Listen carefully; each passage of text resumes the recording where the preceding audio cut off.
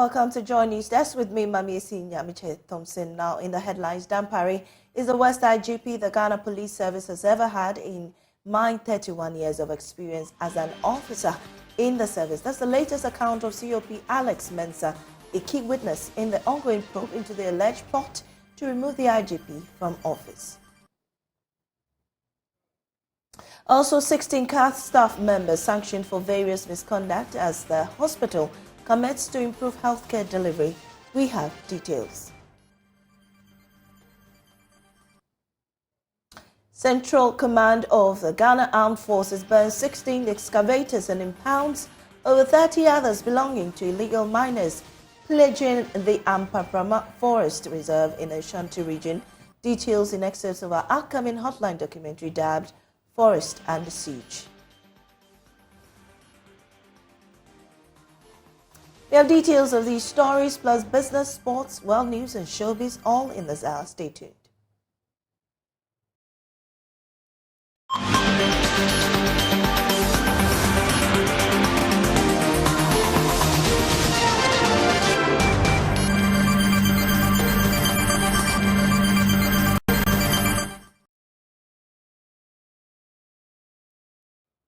Commissioner of Police Alex Mensah is continuing his onslaught on the leadership capacity of George Akufo-Addo, describing him as the worst IGP in Ghana. Alex Mensah, who is due for retirement this month, says the current IGP style of leadership is creating uneasiness in the service. The former Director of Operations for the Police Service is being probed by the Parliamentary Ad hoc Committee over a leaked tape capturing conversation allegedly plotting the removal of George Akufo-Addo. Appearing before the committee with his counsel, COP Alex Mensah says he is ready to defend his opinion about the IGP on any forum.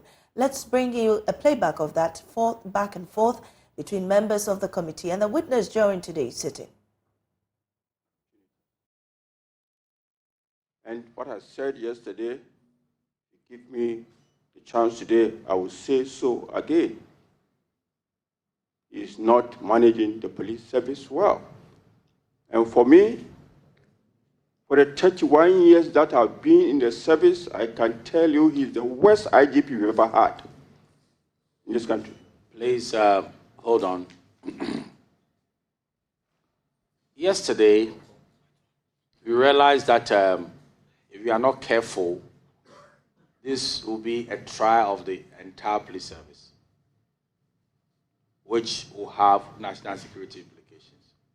And therefore, every line of questioning which we want to bring about the issue of the IGP and his competence and the rest of the matters will give you the opportunity in camera, so we listen to you. So members, let's have it at the back of our minds.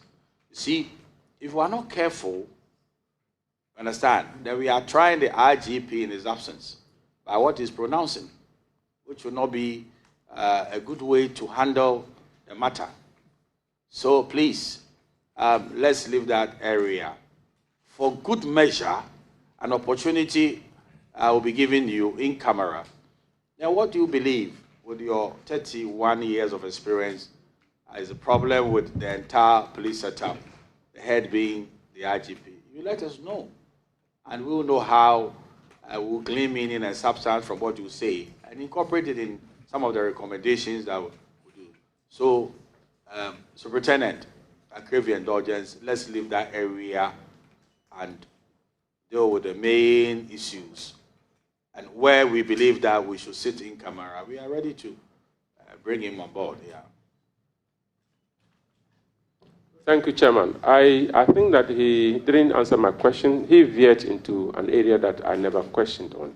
The question was, the IGP is your immediate boss. And the complaint procedure there is that even if it's your immediate boss that is doing things not right, you go and tell him. Have you ever had the opportunity to tell the IGP? Suggesting to him things that you think were not right in the administration, either at a police management board meeting or directly to him. Have you ever done that? Chair, I think this is a question which has already been asked, and I said yes. I don't know why my Severally. A few minutes ago, you used the word severally. Thank you very much for the emphasis. To conclude, when your immediate boss refuses or fails to address your grievance, I'm sure there's a next step to take. What is that next step?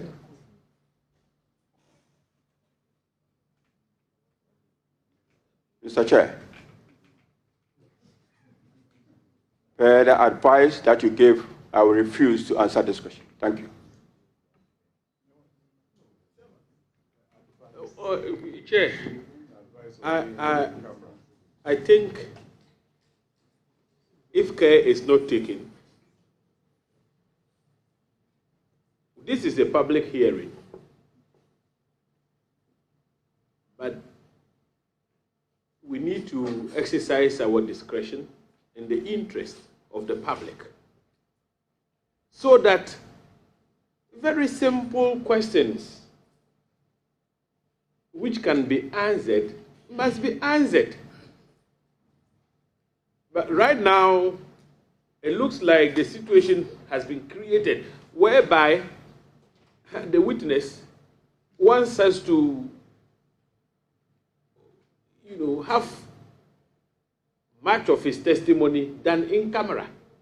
That would also not serve the public interest. So, for instance, the question that was just posed, that's a very simple question. The public wants to know. The audio is out there. We must establish the justification for most of the things that were said on that audio through the witness to satisfy the test of the public to, know what really went on. But from every indication, I won't answer this. I will do it in camera. This is a public hearing.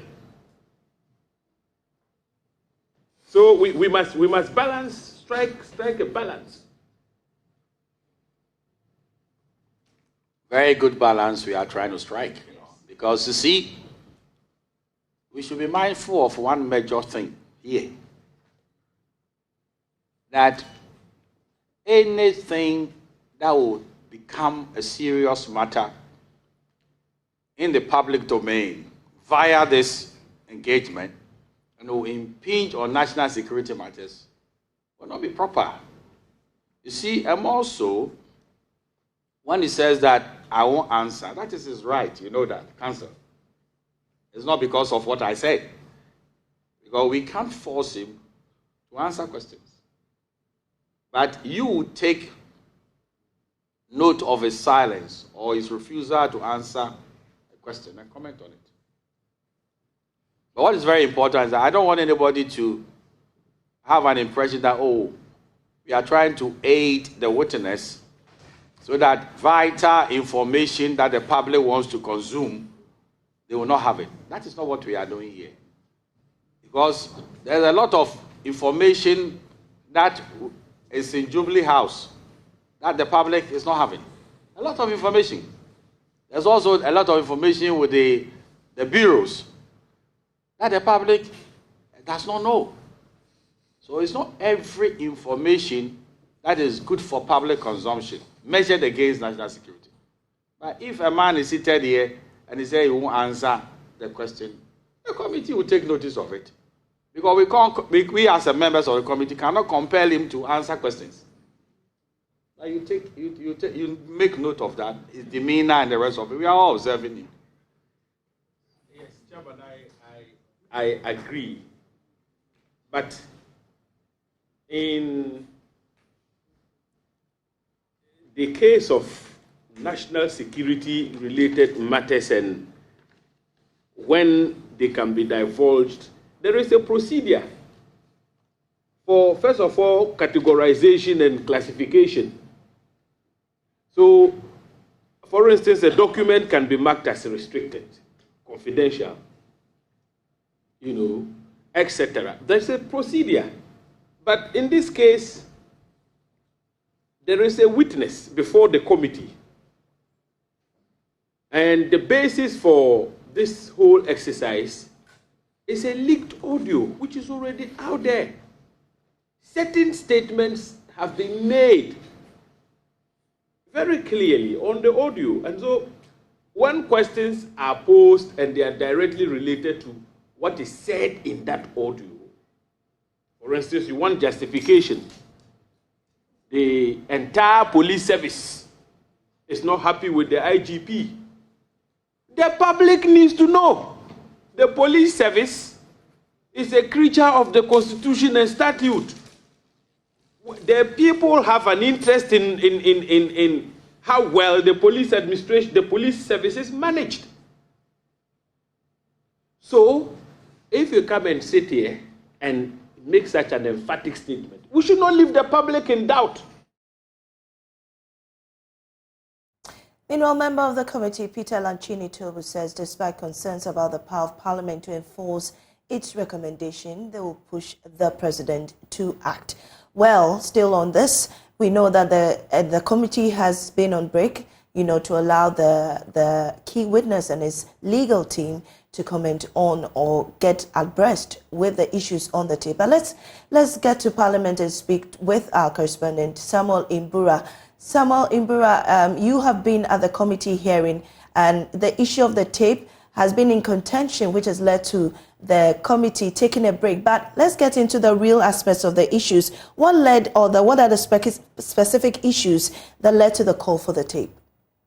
Yes, you remember yesterday, Mr. Alex Mensah mentioned that the sound or the voice in the tape resembles his, but it's not his. He thinks that the tape has been doctored, though he confirmed about 4 times meeting Bugri Nabo. So that was what actually led the back and forth.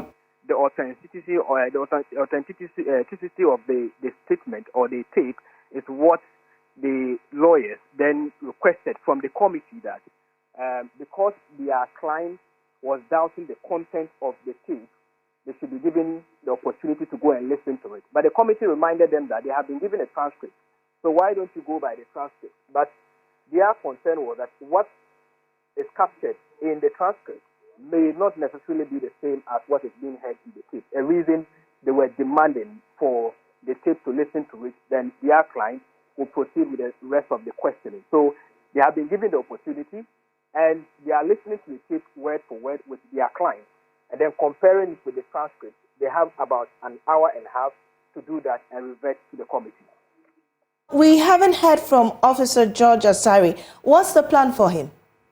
Yes, he is currently before the committee. However, when asked by the committee about his view on the tape, whether it was authentic or not, he formed alliance with the lawyers of Alex Mensah to also go and listen to the tape and then compare with the transcript and revert to the committee for questioning. So at the moment, both parties or both witnesses are listening to the tape and then comparing it with the transcript in order to come back and respond to the questions by the committee members.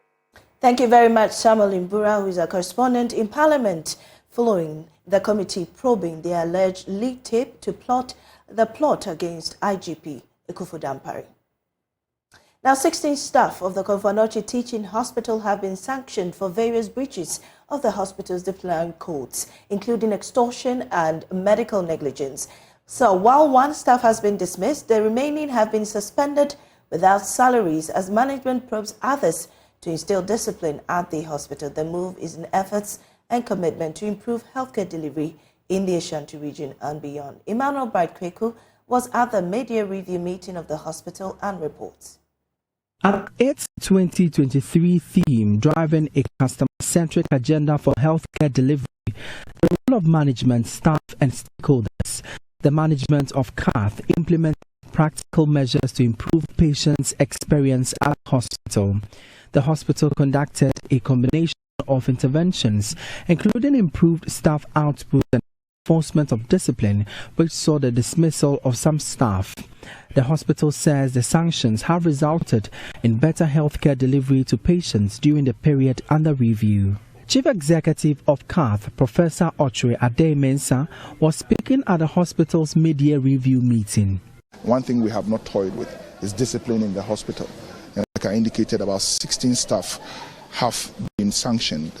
There's a dismissal. Some have been suspended for months without salaries. Some have been cautioned. Various offences. Any of them. Sometimes extortion has come up a couple of times, and many others. Negligence of duty, I can't remember off the top of my head, but I think that there are a couple of cases like that that are being investigated. Ultimately, when the investigations are done, and you heard me say that the Quality Assurance Unit has been strengthened. The Quality Assurance Unit is largely responsible for many of these things. And so when issues like this are reported to management of the Quality Assurance Unit, committees are set up and then recommendations are made. According to management, the hospital's infrastructures have received major facelifts in recent months as they work to complete other stalled and ongoing projects. They are looking at renovating the main theatre. It has never seen any renovation since it was again built. But as we speak, the renovation of the main theatre is going on, and so we have had to, construct makeshift theatres to take care of the cases as and when they come. Maternity block. Yes, I am aware that the exigencies of the time had an effect on completion of that block. The truth, however, is that discussions have been had, and I'm told that as soon as practicable, would have people move to site and have it completed. Once it is done, the whole of the A block would move to that block. Parts of B and C will also move, create some more space in the old block, which old block is going to see some renovation. A study conducted on vehicular congestion at the hospital revealed 64% of cars use the hospital's prisons as thoroughfare. Management says measures have been instituted to curtail the situation which impedes transportation of critically ill patients into the hospital. There have been instances in the past where individuals who required emergency attention were caught in traffic in the hospital. I don't think that this should be happening in 21st century Ghana. And so what we are trying to do is to ensure that when our patients get in here, they would have easy access to the emergency areas to be seen. Meanwhile, management is expecting to complete the first phase of renovation works of the old inpatient facilities of the hospital as the Asante-Hene lease charge to raise $10,000 for the project. For Joy News, my name is Emmanuel Brad-Kweku. Former Justice of the Supreme Court, Samuel Akufo-Addo, is calling for a review of the degree structure of Bachelor of Law programs in the university. He explains that the current model of law degree programs used in the universities is perceived as a terminal degree before pursuing professional training at the Ghana School of Law. Speaking at the public lecture in celebration of his lifetime achievement, Justice Samuel Akufo-Addo indicated that there is a need for additional training prior to enrolling at the Ghana School of Law. Hence, the current model should be abandoned. There's more in this report. In a celebration of distinguished legal service, remarkable accomplishments, and a significant contribution to Ghana's legal framework, Justice Samuel Akufo-Addo's legacy has left an indelible mark on the development of constitutional rule in Ghana's legal system. Serving through various judicial roles in the country, his unwavering commitment has strengthened Ghana's rule of law. Godfred Yeboah-Dame is the Attorney General and Minister for Justice. Every point in time since then, Dateba's contribution to legal education has been legendary. Even though he was domiciled abroad when some of us began our engagement with the law at the Faculty of Law, University of Ghana in 1998, a 209-page book entitled Materials on Tort, co-authored by Dateba and Fiadro, and I hope Professor Fiadro is in the room today, together with other works of his on contract law, became the cornerstone of the study of tort and contract law for some of us. My lady, I will hasten to state that Professor Dateba's return to Ghana in 2003, marked by his momentous appointment to the Supreme Court, further boosted his contribution to legal education as he enriched the study of law in Ghana generally with very incisive judgments on a variety of subjects, ranging from constitutional law to business transactions. Many have benefited from his wealth of knowledge, which has had a transformative effect on the lives of legal practitioners. Gertrude Araba Isaba Saki Tokonu is the Chief Justice of Ghana. For those of us who were lucky enough to work with him, I think that the most striking and inescapable quality that Professor Dateba exudes is this remarkable ability to impart knowledge, even in the most unobtrusive ways. Without uttering statements or attempting to teach in conventional ways, in any short time of interaction, Professor Dateba can dispense professional and life lessons that can have a transformative effect on a life and career. Speaking at the public lecture, former Justice of the Supreme Court, Justice Samuel Kofi-Dateba, indicated the need for a review of the degree of structure of Bachelor of Law programs in universities. The system in place now requires a post-third degree in law institutional handholding of the Inns of Courts and solicitors course and training contract type, following the English templates. Whilst it may be legitimate to wonder whether this objective is being achieved in practice, it is problematic to treat the LLB as if it is a terminal degree of the current JD type in the US. We do not have to continue with our current model, but we should only abandon it with our eyes wide open. He also emphasized the importance of universities offering LLB degree programs in law to recruit staff who are suitable for teaching the specific professional skills required during a lawyer's training. I have nothing against delivering the post-academic professional training from the universities.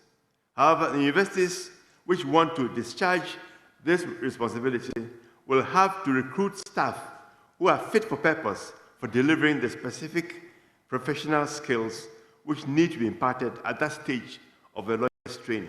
Former Justice of the Supreme Court, Justice Samuel Kofi-Dateba's achievement continue to inspire generations of legal. Butchers in Tema are livid over the supposed sale of a slaughterhouse at the industrial area.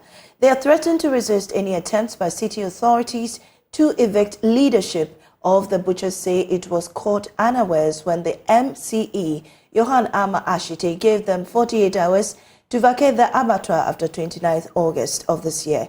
Chief Butcher for Tema, Shahadu Musa, disclosed this after presenting their petition.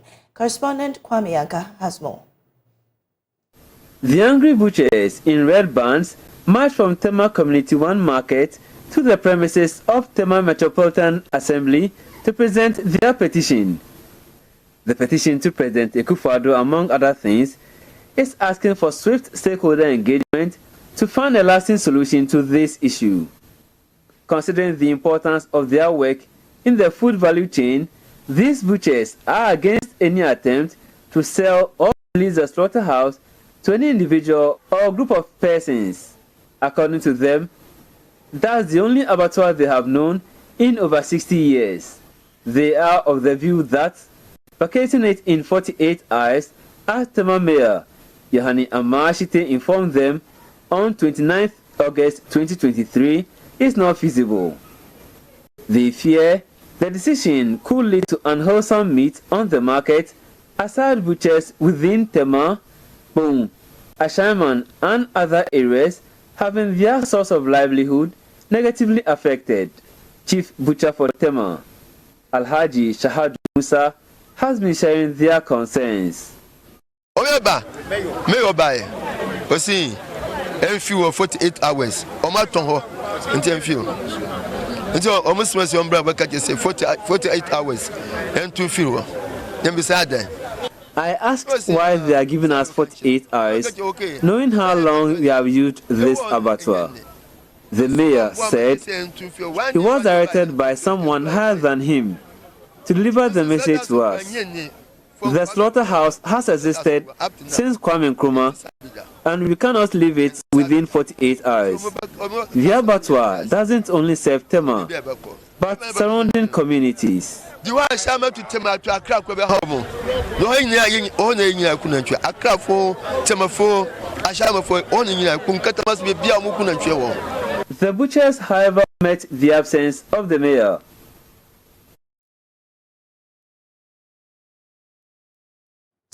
Human activities are said to be a major factor accounting for many animals losing their natural habitats, and other activities such as poaching. Species such as African lions are projected to go completely extinct by 2050.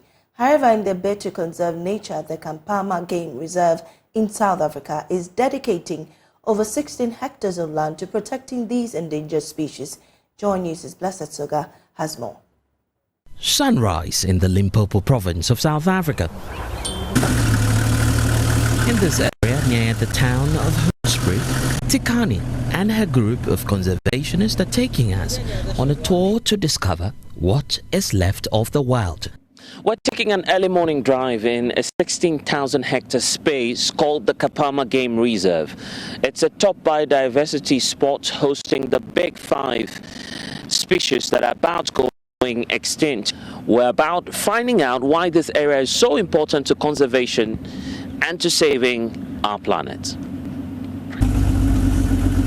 A turn on the right brings an impala in sight. According to the International Union for Conservation of Nature, this medium-sized antelope found in eastern and southern Africa is on the red list of threatened species on the verge of going extinct. But Tikani and her eco-conscious team at the Kampama Game Reserve are fighting hard to conserve nature. And we have Big 5 reserve, and mostly when we say Big 5, it's like it's not 100% guarantee that each and every game drive you're gonna see the Big 5, but we try by all means, guides and trackers, to show you what we have. We have different kind of animal, not only the Big 5. We have other general animal. You can find giraffes, you can find zebras, you can find other small animals. We have animals as little as the little 5, from the Big 5 to the little 5, and all different birds life. The big 5 species reserved here include this lioness, which has given birth to 2 cubs, a sign of hope for the future. But Tikani tells us that a major factor which could undermine their efforts at protecting these species include poaching. To us, it's more important, and to all the tourists that come here, because we're still trying to save nature, and even our kids, the next generation, will still find this place still standing as long as we're doing our part in taking care of it. So if we keep doing what we're doing, especially when it comes to rhino, if the poaching still exists, there might be a time, let's say 10 years to 20 years from now, that we'll see less of rhinos. But if we do our part and report poaching and things like that, the next generation will be able to know what is a rhino. How bad? There's also the challenge of climate change, which is adversely impacting wildlife.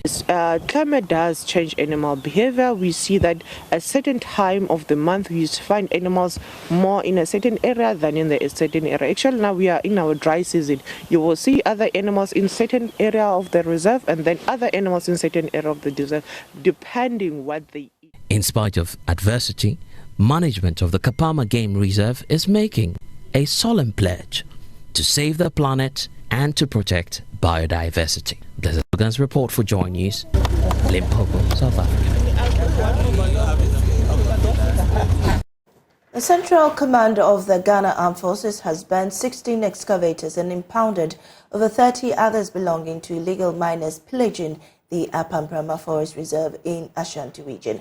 But despite this onslaught, Joy News still found some Chinese miners raiding the forest. The commanding officer commanding the Central Command of the Ghana Armed Forces, Brigadier General Ajiman Prempeh, has been sharing his experience in fighting of illegal miners in the Apamprama Forest Reserve. Erastus Asari Donko has excerpts in the upcoming documentary Forest and the Siege. These excavators are part of 16 equipment bent by personnel from the Central Command of the Ghana Armed Forces in Kumasi on 7th June 2023. This move is part of an operation by the Forestry Commission to raid the Apamprama Forest Reserve of illegal miners to pave the way for a pilot reclamation exercise. Brigadier General Ajiman Prempeh is the General Officer commanding the Central Command. His reaction when he first saw the degradation caused to the Apamprama Forest Reserve by irresponsible miners. I felt shocked. I felt worried. I felt people were heartless. I felt they were not Ghanaian. And I just say that these are people that we need to ensure that they don't come around here anymore. Because I felt that generations behind have been robbed of something great. 16 excavators have been bent under his watch and a number of excavators seized and parked at the Central Command 4th Battalion grounds in Kumasi. Once you find it in the forest, we burn. Once you find it along the riverside, we burn. Once you find it an area that is grey, where the individual has been given the rights to mine, we collect the machines and bring them to the command headquarters for you to come and justify with your documents if indeed you have the right to mine in the area. Even as he continues his onslaught on illegal mining in what is left of the Apamprama, we found many Chinese miners are back to mine in the forest. Some have hit the ground mining, while others have set up camp to continue mining in a forest built for reclamation. You can see fresh excavators, about 8 drums of diesel ready to work. Equipment here and there, you can see the generators and the washing plants. The illegal miners are back.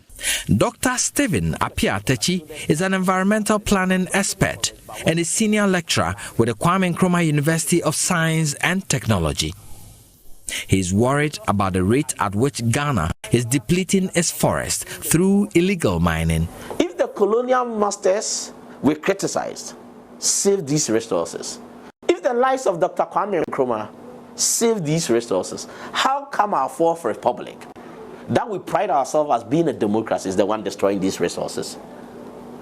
We should put questions on that. So the extent of destruction, not only forest but water body, is alarming. It doesn't look good for the nation. Reporting for Joy News, Erastus Asaredonko, Kumasi. The challenges posed by climate change, food demand, and decreasing arable land have inspired, other people not doing that. We'll be back with business.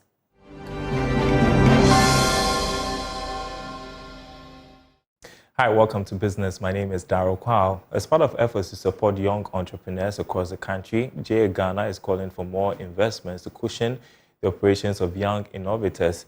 According to the Executive Director, Abeku Green, this is key to curb the menace of unemployment. He spoke to Joy Business at a national business pitch event. The event was organized to prepare young people for success in employment and entrepreneurship. Abeku Green entreated young entrepreneurs to develop passion for unlocking opportunities and delivering transformative programs to break barriers and create positive change in their communities. We decided to come up with this project because we noticed, and it's a common knowledge, that there are not enough jobs available in Ghana. And a lot of young people come out of school with the expectation and hope that an existing company or the government would employ them and get them busy. But the reality is that most people have to stay home for a long time before they're able to get a job. Others kind of venture into entrepreneurship by default because they feel they can't stay home doing nothing. When that happens, without any prior training or knowledge in entrepreneurship, they tend to struggle a lot and their businesses do not thrive. Some young entrepreneurs shared their experiences being part of this year's event. The project is about farming. So in this modern day Ghana, large-scale farming, it's a very difficult sector. So our project is to help farmers sow their seeds without supervision. I would advise Ivaji one for farmers because it has a solar power station and a battery backup so that this machine can work in every weather and at any time of the day. We are into recycling plastics into useful materials. Yes, so we recycle the plastics into bricks, beads, flower vases, balloon holders, and any other thing we can produce out of plastics. The winner of the Ghanaian edition will represent the country at the Continental edition, which will be held in Rwanda in December 2023. Now, the challenges posed by climate change, food demand, and decreasing arable land have inspired the need for the use of sustainable machinery to increase farming efficiency and productivity. In the 4th edition of the Energy Commission Senior High Schools Renewable Energy Challenge, Sogakope SHS and Kwabre SHS won the northern and southern zones, respectively, for their inventions to improve sustainable agricultural practices. Here's more in this report. The Senior High Schools Renewable Energy Resources Challenge is under the Energy Commission's mandate to promote the use of renewable energy. The challenge aims to develop the research skills of senior high school students and promote technological innovation in renewable energy and energy efficiency. The challenge aims to promote the efficient use of renewable energy resources through public education, training and regulation of entrepreneurs in the sector. The 14th edition was themed Mechanized Small-Scale Agriculture Using Renewable Energy Technologies. Sogakope SHS beat 7 schools with their invention of a multi-purpose farm vehicle for sowing, harrowing and spraying to win the Southern Zone competition. Kwabre SHS, with their invention of solar-powered mechanized knapsack sprayer, also beat 7 schools to win the Northern Zone competition. Families, everyone complaining about using the cutlass and then the hoe. So we are trying to mechanize all these things so that we bring their interest into the sector. That is why we develop our 5-in-1 mechanized agriculture. Therefore, with this machine, you just press a button, something happens in the farm. So there's no manual work with our machine. So you just relax and then operate. When you look at the small scale as compared to the commercial agriculture, the large scale agriculture, you said as small scale, mostly they depend on nasal sprayer or the manual sprayer, which easily have so many effects on the operator's back. So our team sat down we use renewable energy technology so that we can mechanize that nasal sprayer for it to operate on the farm, to make farm timeless and also easy for the operator to operate. Ashanti Regional Director of Education, Williams Amankra, is pleased the challenge will help improve the agricultural activities of the country.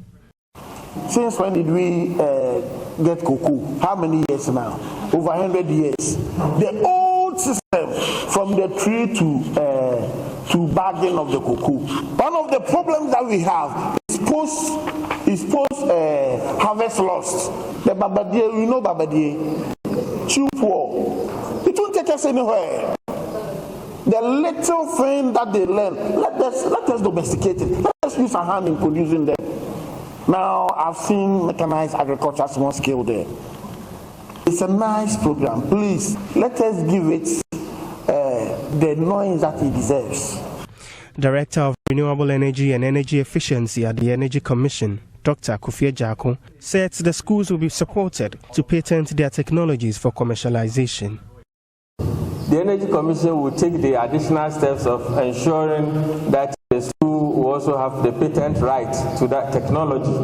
Yes, because once we succeed in bringing those projects to commercial status and is able to catch the market, I mean, the end result will be revenue. We want to make impact, change the landscape of the senior high schools when it comes to revenue mobilization.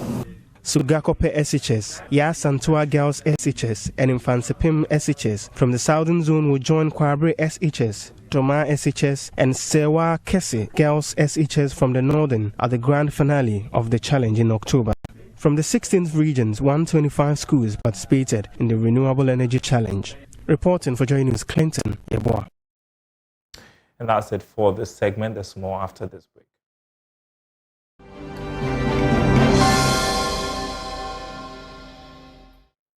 Good afternoon. Welcome to Showbiz here on Joy News today. Now, 2023 VGMA New Artist nominee Chief One says he is forging his own path rather than emulating others. According to the musician, everything about him is a vibe and unique to his craft. He made this comment in a yet-to-air interview on E-Vibes with me. Very well. I think I'm just Chief One. I'm doing Chief One. I'm not copying anybody. The hairstyle alone is a different vibe. Today, the hair. And yeah. Different thing. You understand? Yeah. You can't see this anywhere. It will take you many years to get what I have on my head. You understand? Everything head to toe is Chief One. Okay, and That's the tattoos? The tattoo, this is just Lawada Republic. This is my record label. Okay, Lawada Republic. What does that mean? Like just like what Wild animals? Yeah, Lawada Republic.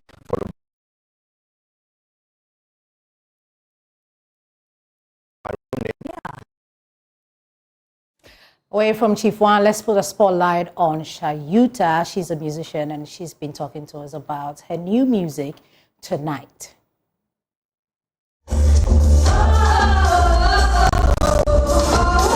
What I have is the reason why I keep on going.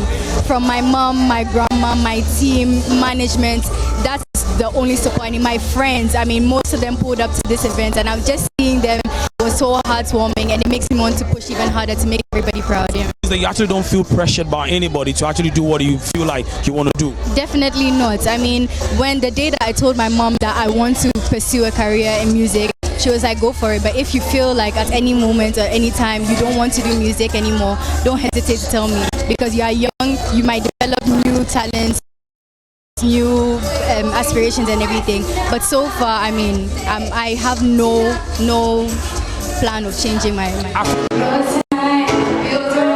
The whole thing was, I had a moment where I was like, you know, I'm young, I need to enjoy life. I'm in my young teen adult era and I need to explore, I need to have fun, I need to go out with friends. And I was like, you know what, let me put this in a song. So I was speaking the South African dialect and I had the opportunity of working with one of the biggest South African artists, Zanda Zakuza. She wrote the song and then we all had this session over the phone because she's in South Africa. The producer was very, very supportive and the feedback, because it wasn't an easy song to record. So as I said, my vocal coach had to come help. It was stressful, but I mean, I don't regret putting any effort into it. Yeah. On that note, we end showbiz here on Joy News Today, the small showbiz news in our subsequent bulletins. Good afternoon to you. I'm Isi. Yes, good afternoon, Becky. And that's it from us here on Joy News Today. There's more news on myjoyonline.com.